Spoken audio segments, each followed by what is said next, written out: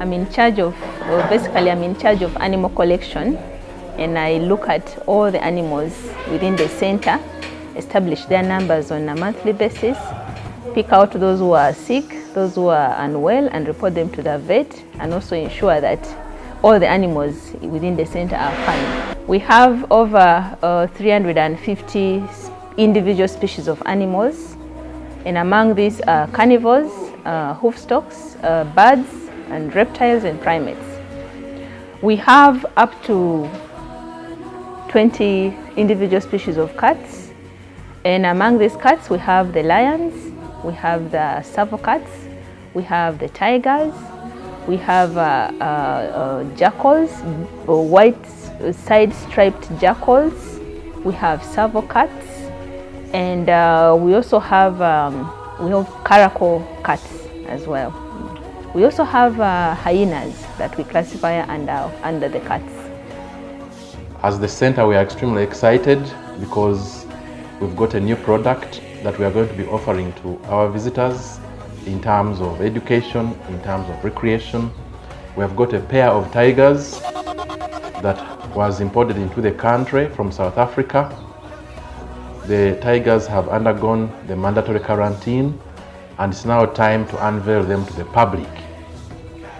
As an education center, some people may look at tigers and say we don't have them in Uganda or Africa, so why are we having them here?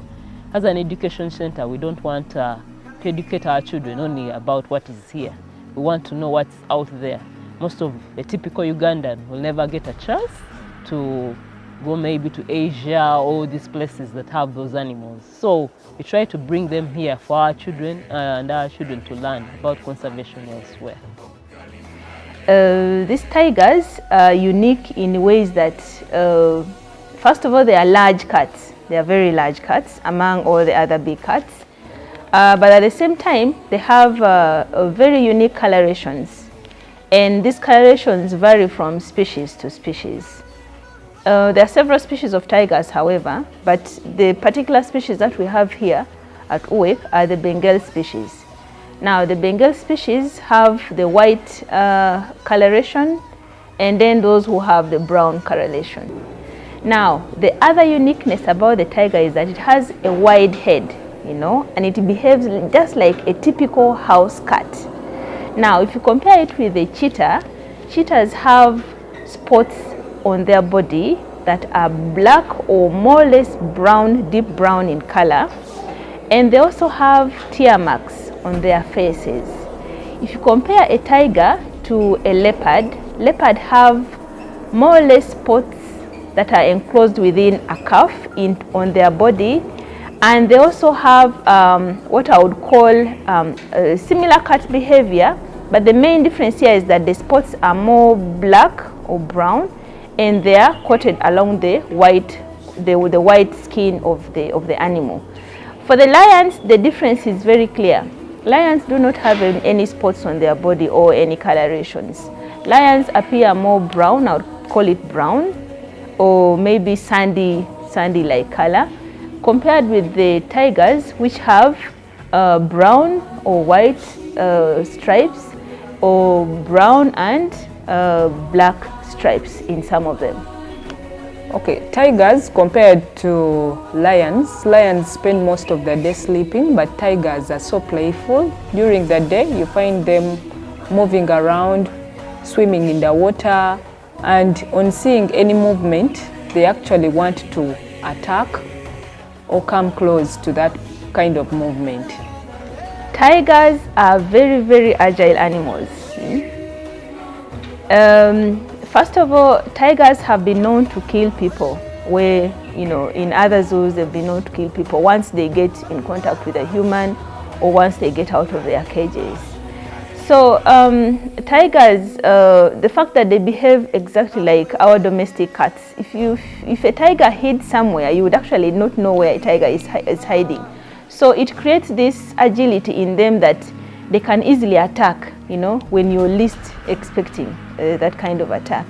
They also have paws that are very heavy, or they are very large, and once they hold onto anything with their paws, their nails are able to grip onto that, their claws are able to grip onto that particular object, and it pulls it down. They also have very sharp canines, you know, they are very sharp canines, and they can easily pinch into any sort of tissue or any material. They also have a very good eyesight, that they are able to focus, especially during the night, because most cats are normally nocturnal species of animals. Size of an average tiger, ideally they are believed to be the largest and the most strongest cats or animals in the cat family. Tigers are obligatory predators or predatory carnivores, meaning they obtain their nutritional requirements exclusively from meat sources.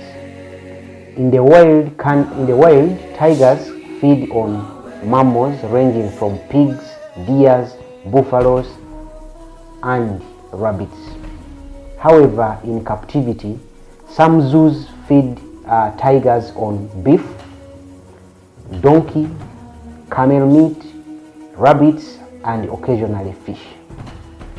This has to be supplemented with vitamins or sources of vitamins such as vitamin A, vitamin B, and taurine. In the wild, they get this from eating the liver of the animals that they kill. However, in captivity, we can supplement them with injections of vitamins or other minerals as deemed necessary. What we do with them, we mainly come in the morning, early morning, check on them, which is called a head count. We do head count, we check on the locks to see if they're all okay, and then observe the animals, the brightness, the alertness. After that, we write that observation down, and we do the cleaning their rooms, because they have to stay in a hygienic place. And throughout the day, we continue with the observation. We give them water, so they like swimming. They use water mainly for drinking and swimming. And then they have their meal in the evening every single day. Each of them consumes 4 kilograms of meat. The meat that we feed is mainly beef, and we do supplement with other things like goat's meat, also sometimes rabbits. What we observe throughout the day, we record and we submit it to the vets to see if what we have recorded has any meaningful observation, and they can take action. Tigers are similar to other cats, or even more similar to domestic cats. And that means the diseases that they suffer from or that they can easily get are similar to those diseases that other cats can get. And among the common illnesses or diseases that can affect tigers are rabies. We also have canine distemper. This is a viral disease also. It affects all animals in the cat family to which tigers belong. Even bacterial diseases like tuberculosis can affect tigers. We have parasitic diseases like tick fever caused by external parasites, particularly the ticks. We have a disease which is it's called feline immunodeficiency virus. It is like HIV of cats. Then we also have feline leukemia or panleukemia, among other diseases. And also, depending on the management of tigers in captivity, they can develop non-infectious diseases such as obesity. Okay, those are some of the common illnesses that tigers can suffer from. Being similar to domestic cats, they actually share some of the diseases. We are, as UWEC, we are well prepared. Even as a department, we are prepared. UWEC believes in training of its keepers. Most of them, like the head of that department, have gone to areas like zoos out there in the UK where there are tigers and so they've had experiences in handling these animals. So we are prepared an exhibit that's safe enough for the visitors, and we are, as also vets, we have some experience in some of these exotic animals, so we are sure we are prepared, but still we'll be learning as we go along, but the experience is there. Tigers, their range actually comes from rainforest to savanna, so they usually do well almost everywhere because they've been, some are from rainforest, some are even survive in snow, some survive in savannas, so they'll do well here. And the time they've been here in quarantine, they've adjusted so well, they'll do very well. Yes. Tigers, it's believed that pre-colonial times tigers existed in Uganda. However, as times went on, things changed, and apparently it's believed that most of these cats were ferried or carried or sold to the southeast, particularly Southeast Asia, parts of India and China and Indonesia, where currently many of these tigers are found to be there. And this was brought about by increase in wildlife or trade in wildlife products, because certain people believe certain parts of these animals cure diseases or are used for certain important functions in those areas. So these, plus other factors such as population increase, human wildlife conflicts, all contributed to extinction of these tigers in certain parts of Africa and maybe Uganda. I would like to encourage the public to come and see our tigers, and knowing that UWEC as a conservation institution has the biggest clientele of children, and children like to see tigers. So I'm encouraging parents out there to bring their children so that they can see the tigers and they can learn more about them. Under the Pan-African Association of Zoos and Aquaria, the association encourages animal exchange as part of exchange of genes, genetic material. And therefore, we were privileged to work with a colleague sister zoo in South Africa, and we exchanged monkeys for tigers. We did not pay for the tigers, but we had an exchange of monkeys for these tigers so that we can have tigers and teach people comprehensively about the cats and cat conservation in Uganda, but also in the world. People have been asking about the difference between tigers, cheetahs, lions, leopards, and now is an opportunity for us to have a complete catalog of all the cats that we have, but also to educate people about the various characteristics, the various threats, and the way these cats appear so that they can differentiate them very easily, because it has been a problem. We are therefore excited to be unveiling the tigers to the public, because they are going to enhance our conservation education program, in particular the cat conservation education program, but also improve the product offering in terms of recreation to our visitors, because a lot of questions have been asked about the different types of cats. Now, these tigers are going to stay here at the zoo in Entebbe. They are not going to be introduced into the wild, because traditionally the tigers don't exist here in Uganda.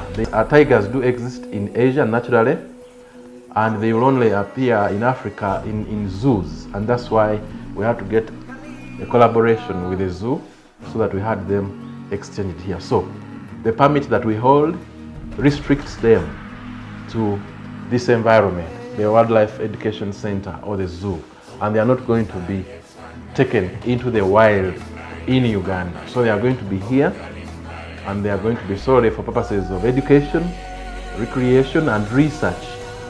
anybody who would like to do research will be able to come and do research on these tigers. And it is a historical moment for Uganda because tigers last existed in this country in the 70s. And therefore we are excited to be having tigers again since the 1970s.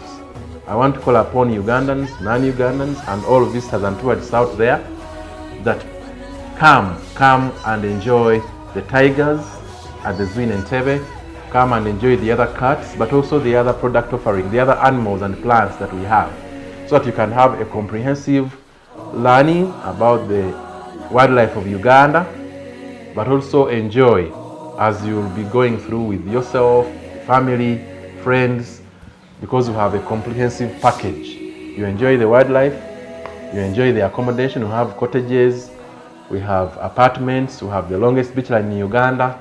And I want to tell you and assure you that Uganda Wildlife Conservation Education Center is the ultimate family destination.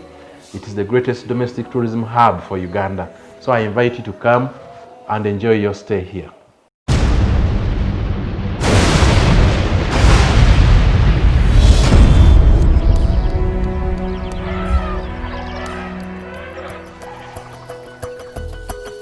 Mm-hmm.